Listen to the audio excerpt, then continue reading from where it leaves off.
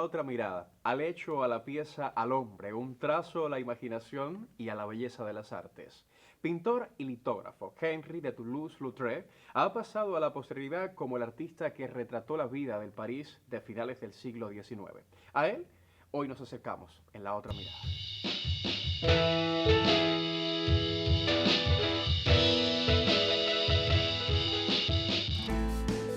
Lautrec se convirtió en un cronista social, retrataba al pueblo y a la noche de la belle época parisina, calificado como el pintor de las prostitutas o el pintor enano.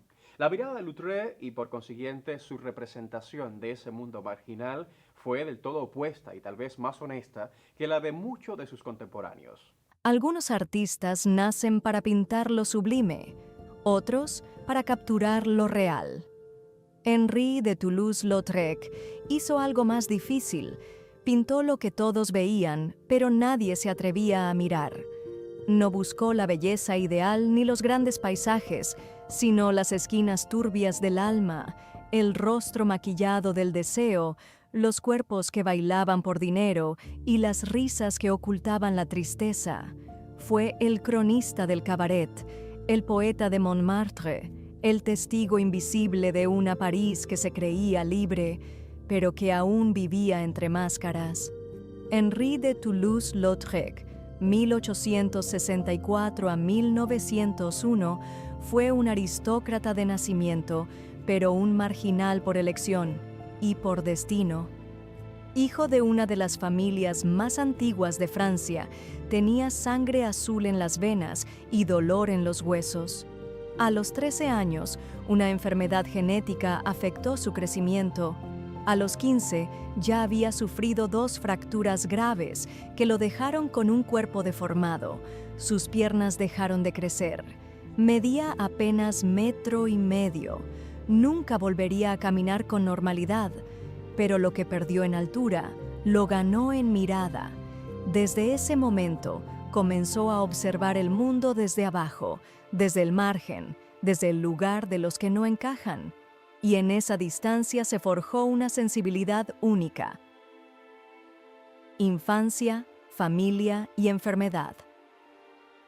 Henri nació en Albi, en el sur de Francia, en el seno de una familia noble con una obsesión casi ritual por la pureza de la sangre. Sus padres eran primos hermanos. La endogamia familiar fue una de las causas probables de la enfermedad ósea que padeció. Pycnodysostossis, un trastorno genético raro que debilita los huesos y detiene el crecimiento. Desde niño mostró un talento prodigioso para el dibujo. Sus libretas estaban llenas de caricaturas, retratos, animales, escenas cotidianas. Su madre, protectora y sensible, lo alentaba.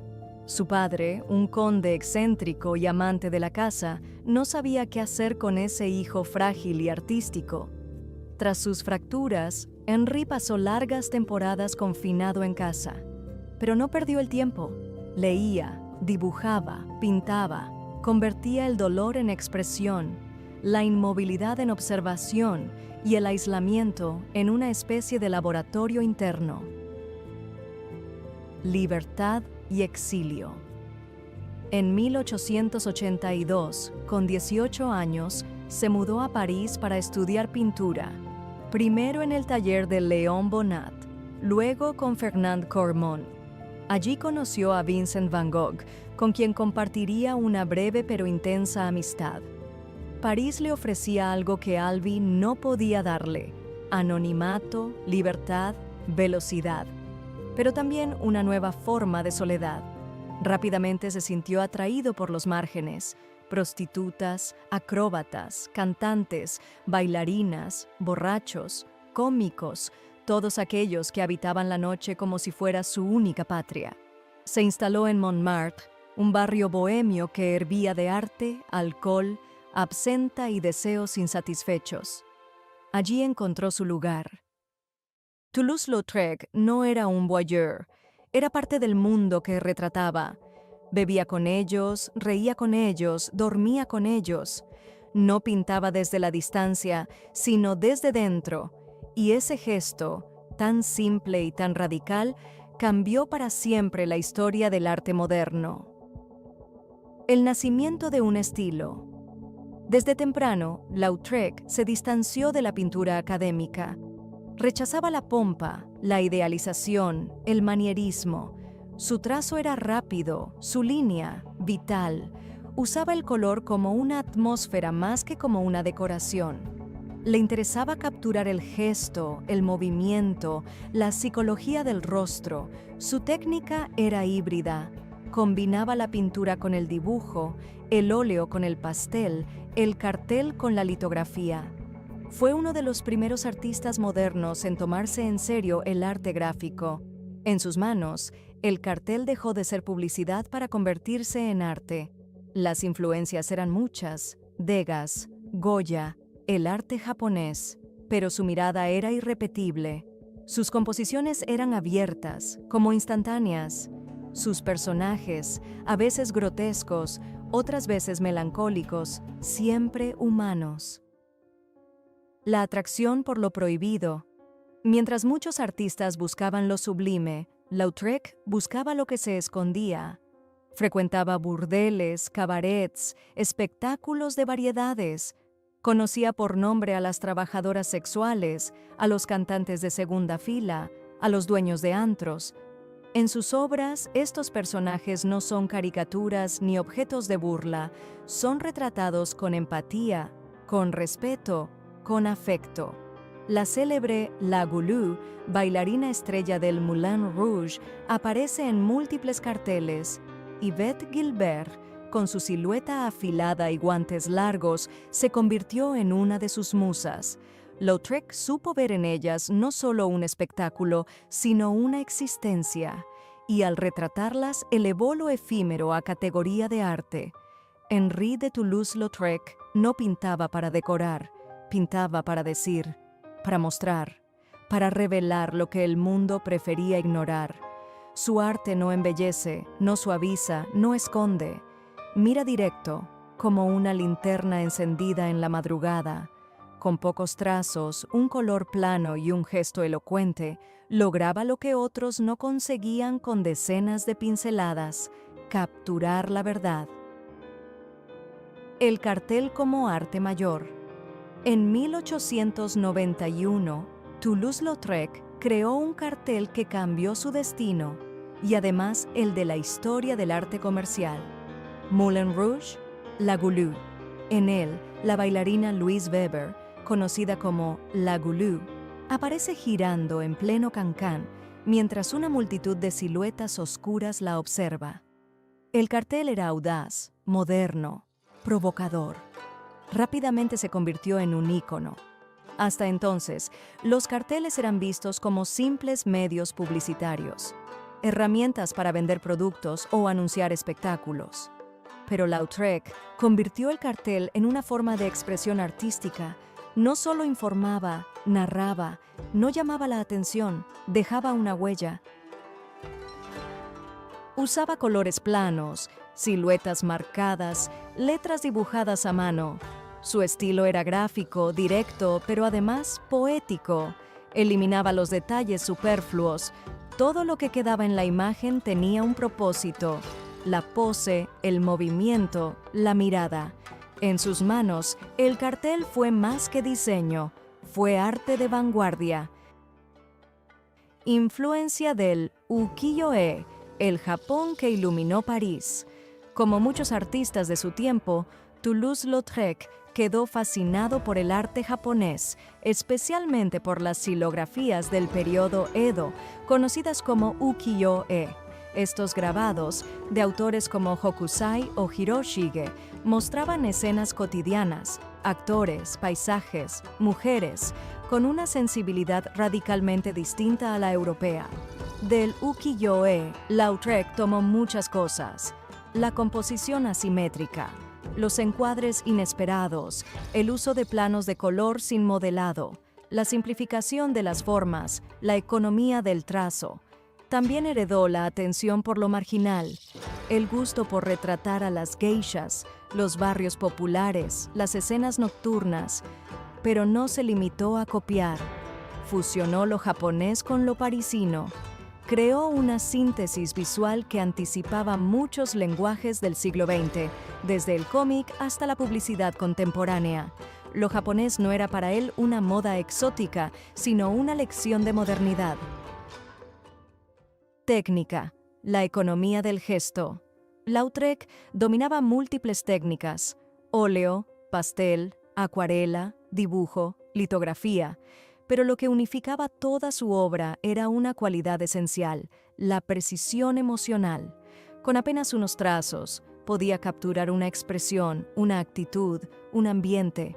No necesitaba detalles, no necesitaba ornamentos. En sus retratos lo importante no era la fidelidad anatómica, sino el alma del personaje. Una ceja levantada, un hombro caído, una curva del cuerpo.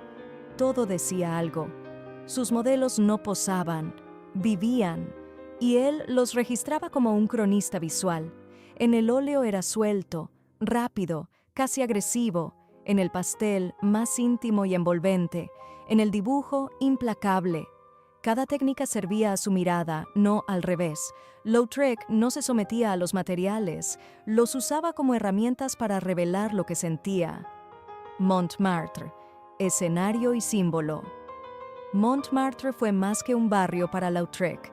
Fue su teatro, su taller, su refugio y su infierno. Allí convivían artistas, escritores, bailarinas, prostitutas, burgueses disfrazados de bohemios, delincuentes, visionarios.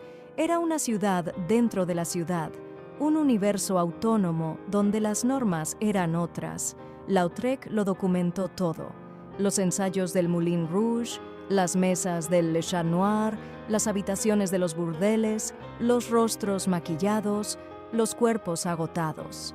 Su pintura no romantiza a Montmartre, lo revela con ternura, pero de igual forma con crudeza. Sabe que detrás del espectáculo hay soledad, que debajo del maquillaje hay heridas. Y sin embargo, nunca hay cinismo en su obra. No pinta con lástima, sino con empatía. A los ojos de Lautrec, cada personaje, por más decadente que parezca, conserva una dignidad que ninguna crítica puede destruir. Mujeres sin filtro. Uno de los rasgos más notables de su obra es su representación de las mujeres. En una época en que la mayoría de los artistas las retrataban como diosas, musas o figuras decorativas, Lautrec las pintó como personas, con deseo, con tristeza, con poder, con cansancio. Sus mujeres no son mitos, son cuerpos reales, gestos reales, vidas reales. No necesitan posar, no necesitan complacer. Existen por sí mismas, y eso, en su tiempo, fue un gesto radical. Fue uno de los pocos artistas hombres que retrató escenas lésbicas sin morbo ni exotismo. En sus cuadros, las mujeres que se aman no son objetos del deseo masculino, sino protagonistas de su propio mundo íntimo. Entre lo grotesco y lo sublime. El arte de Lautrec se mueve entre extremos. A veces es grotesco, casi caricaturesco. Otras, delicado, melancólico. Puede mostrar una borrachera o una conversación silenciosa, un baile frenético o una mirada perdida. Esa dualidad es parte de su genialidad. Como Goya o Daumier, entendía que lo humano no es solo luz o sombra, sino ambas cosas a la vez. Que la risa puede ocultar el llanto, que la fiesta puede estar teñida de tristeza, y que el arte no tiene que elegir entre la belleza y la verdad, puede abrazar ambas al mismo tiempo. Henri de Toulouse-Lautrec no fue solo el pintor de los cabarets, fue un hombre profundamente herido por su cuerpo, por su clase, por su soledad. Un artista que convirtió su fragilidad en potencia, su deformidad en sensibilidad y su dolor en una forma de belleza inesperada. Su arte no floreció a pesar de su sufrimiento, sino a través de él. Un cuerpo que no encajaba. Desde la adolescencia, Lautrec vivió atrapado en un cuerpo que no se correspondía con su edad ni con su espíritu. La enfermedad ósea que afectó su crecimiento lo dejó con un torso adulto y piernas infantiles. Caminaba con dificultad. Nunca pudo montar a caballo, como su aristocrática familia esperaba. Nunca fue el heredero varonil que su padre soñaba. Su baja estatura, 1,52 m, y su físico desproporcionado lo convirtieron en blanco de burlas y aislamiento. Pero también lo dotaron de una mirada singular. Literalmente, veía el mundo desde otro ángulo. Mientras los demás miraban desde arriba, él miraba desde abajo, no como quien se somete, sino como quien observa con más atención. Su cuerpo, que tanto lo limitaba en la vida social, se volvió su mayor herramienta para comprender los cuerpos de los otros. Sus retratos, tan precisos en la postura, el gesto y la tensión muscular, son fruto de esa conciencia física aguda. El refugio en el exceso. Desde joven, Lautrec encontró en el alcohol una vía de escape. Bebía para anestesiar el dolor físico, pero además para disolver las barreras sociales que lo separaban del mundo. Para él, la ebriedad no era solo un hábito, era una forma de existencia. Tenía un ingenio particular para ocultar su bebida. Mandaba a fabricar bastones huecos llenos de licor. Mezclaba coñac con absenta. Inventaba cócteles imposibles. Se burlaba de sí mismo. Reía. Pero debajo de esa máscara de bon vivant había un hombre cansado. A los 30 años ya estaba físicamente deteriorado, con síntomas de cirrosis, temblores y pérdida progresiva de equilibrio. Pero nunca dejó de trabajar. Bebía, sí, pero también dibujaba, pintaba, imprimía, observaba. En él, el impulso autodestructivo convivía con una voluntad férrea de creación, amor, deseo y frustración. Henry no fue un seductor, ni un galán maldito. Su aspecto, su timidez y su forma de vida lo mantenían al margen de las relaciones convencionales. Visitaba frecuentemente burdeles, pero no como cliente habitual, sino como alguien que buscaba compañía, conversación, comprensión. Durante un tiempo, vivió en una maison close, una casa de citas, donde compartía el día a día con las trabajadoras sexuales.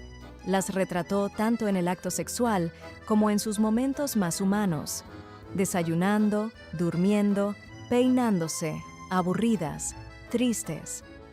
Fue uno de los pocos artistas que no representó a las prostitutas como símbolos, sino como personas. Se enamoró algunas veces, pero sus relaciones eran breves, tensas o imposibles. Uno de sus grandes amores platónicos fue Suzanne Valadon, modelo, artista autodidacta y figura clave en su vida, pero ella no le correspondió como él deseaba. Aún así, siguió pintándola, con una mezcla de deseo, respeto y resignación.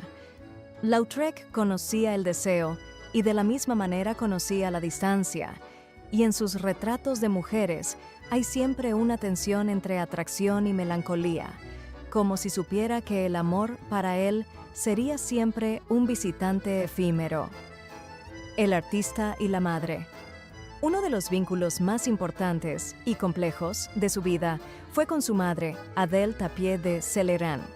Mujer piadosa, estricta y protectora, fue su mayor apoyo, pero también su mayor carga emocional. Ella lo cuidaba, lo financiaba, lo defendía ante la sociedad, pero lo presionaba con su ideal de moral y de familia. Nunca comprendió del todo el mundo artístico de su hijo, ni sus excesos, ni sus amistades, pero a pesar de sus diferencias, nunca se alejó. Cuando Henry cayó gravemente enfermo, ella estuvo a su lado. Cuando murió, fue ella quien se encargó de preservar su obra. Ese vínculo ambivalente marcó toda su vida, entre la necesidad de independencia y la dependencia afectiva, entre la rebelión y la lealtad, entre la vida y la lucidez. Lautrec vivió como un outsider, y eso le dio una lucidez rara. Podía ver lo que otros no querían mirar. En sus cuadros no hay ilusión, no hay decorado. Lo que hay es una verdad desnuda, pero no cruel. Una mirada que no juzga, pero tampoco miente. Por eso su arte conmueve. porque no nos ofrece belleza fácil ni crítica amarga, nos ofrece humanidad en toda su fragilidad, en su mezcla de risa y dolor, de sensualidad y cansancio, de fiesta y abismo. Sus personajes no están actuando para nosotros, están existiendo, y eso, en un mundo que lo disfraza todo, es un acto de resistencia. El tiempo se acorta. A finales de la década de 1890, su salud empezó a deteriorarse rápidamente. La sífilis, la cirrosis y los efectos del alcohol lo golpeaban con fuerza. Tenía solo 35 años, pero parecía un anciano. Su pulso temblaba, su cuerpo se rendía, pero su mente seguía despierta. Aún así, pintaba, dibujaba, observaba, como si supiera que no quedaba tiempo y quisiera dejar todo lo que pudiera antes del final. En 1901, Henri de Toulouse-Lautrec tenía apenas 36 años, pero su cuerpo, agotado por las fracturas, la sífilis y el alcohol, ya no podía sostenerlo. Lo internaron por un colapso nervioso en una clínica de Neuilly. Intentó seguir dibujando. Recuperó algo de movilidad. Salió, recaía, se levantaba, volvía a caer. El tiempo ya no era aliado. La mirada, sin embargo, seguía intacta. Murió el 9 de septiembre, en la propiedad familiar de Malromé, al lado de su madre. Dicen que sus últimas palabras fueron para ella, con ironía. «Vieja estúpida», susurró. «A ti también te había dicho que me iba a morir joven», y lo cumplió. La muerte de un artista incómodo. No hubo grandes homenajes, ni procesiones, ni estatuas. Lautrec no encajaba en los moldes, no había vendido tanto como Monet, no tenía la respetabilidad de Degas, no era un héroe romántico, ni un mártir político. Era algo más difícil de digerir, un artista que incomodaba porque no embellecía, porque no ocultaba, porque no necesitaba pedir permiso para mirar. Pero quienes sabían mirar, sabían que se había ido una voz única, una mirada que no se parecía a ninguna otra, un trazo que decía más con una línea que otros con 100 brochazos, un hombre que no necesitó vivir mucho para dejar una obra que aún nos interpela. Reconocimiento póstumo, de paria a pionero. Como tantos artistas adelantados a su tiempo, Toulouse-Lautrec tuvo que morir para ser comprendido. Su madre, Adèle, fue esencial en conservar su obra. Gracias a ella, muchas piezas no se perdieron. Promovió exposiciones, cuidó su archivo, defendió su memoria. Con el paso de las décadas, la figura de Lautrec creció. En los años 20 y 30, con el auge del arte moderno, los artistas de vanguardia empezaron a redescubrirlo. Su síntesis visual, su enfoque gráfico, su ruptura con el academicismo lo convertían en un antecesor directo del diseño moderno, del cómic, de la publicidad, del arte pop. Museos de todo el mundo comenzaron a adquirir su obra. Sus carteles se volvieron íconos culturales. Su vida inspiró películas, novelas, ensayos. Pero más allá del mito, lo que quedó fue su pintura, honesta, vital, cargada de humanidad. Hoy, Toulouse-Lautrec es considerado uno de los precursores del arte moderno, no solo por su estilo, sino por su actitud, esa mezcla de ironía, profundidad y libertad que aún resuena como un gesto de rebeldía. El alma del cabaret y del ser humano. Mirar hoy una obra de Toulouse-Lautrec es entrar en un mundo que ya no existe, pero que sigue latiendo, no solo en el Moulin Rouge, sino en cada gesto de quien sobrevive a los márgenes, en cada mujer que se maquilla sin esperar aprobación, en cada hombre que baila con sus heridas, en cada artista que decide ser libre, aunque eso lo condene al silencio, porque Lautrec no pintó solo el cabaret, pintó la condición humana, esa mezcla de deseo y tristeza, de fiesta y soledad, de cuerpo y espíritu, de risa y fondo. No nos pide que lo admiremos, ni que lo compadezcamos, solo que lo miremos, como él miraba, sin filtros, sin adornos, con honestidad. Henri de Toulouse-Lautrec vivió poco, pero dejó mucho. No buscó fama, no pidió disculpas, no encajó, y sin embargo, su obra se convirtió en una de las más profundas crónicas del alma moderna. Nos enseñó que el arte no necesita ser solemne para ser serio, que lo grotesco también puede ser bello, que lo marginal puede llegar a conmover y que mirar cuando se hace con verdad puede ser un acto de amor. A diferencia de los artistas impresionistas, Lautrec apenas se interesó por el género del paisaje y prefirió ambientes cerrados, iluminados con luz artificial y que le permitiesen jugar con los colores y los encuadres.